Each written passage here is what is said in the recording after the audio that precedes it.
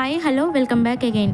తన నవ్వుతో నటనతో మాయ చేసిన నేషనల్ క్రష్ రష్మిక మందన్న మళ్ళీ వార్తల్లో నిలిచారు. రష్మిక కుబేరా అనే భారీ పాన్ ఇండియా ప్రాజెక్ట్లో కనిపించిపోతున్నారు. దర్శకుడు శేఖర్ కమ్ముల తెరకెక్కిస్తున్న ఈ చిత్రంలో ధనుష్, నాగార్జున మరియు లక్ష్మిక ప్రధాన పాత్రలో నటిస్తున్నారు. ఇప్పుడు టాలీవుడ్ సోషల్ మీడియా మొత్తం ఒకటే చర్చ. రష్మిక మందన్న మీద నాగార్జున గారు చేసిన కామెంట్. జరిగిన Kubera cinema song launch event లో స్టేజ్ పై అందరూ నటీనటులు ఉన్నప్పుడు నాగార్జున గారు చేసిన వ్యాఖ్యలు అభిమానుల్లో సంచలనంగా మారాయి. నాగార్జున గారు ఏమన్నారంటే, ఇక్కడ స్టేజ్ మీద ఉన్న వాళ్ళలో ఎవరి సినిమాలైనా 2,000-3,000 కోట్ల రూపాయలు వసూలు చేశాయా చెప్పండి. కానీ రష్మిక మందన్న సినిమాలు ఆ రేంజ్ లో వర్క్ అవుతున్నాయి.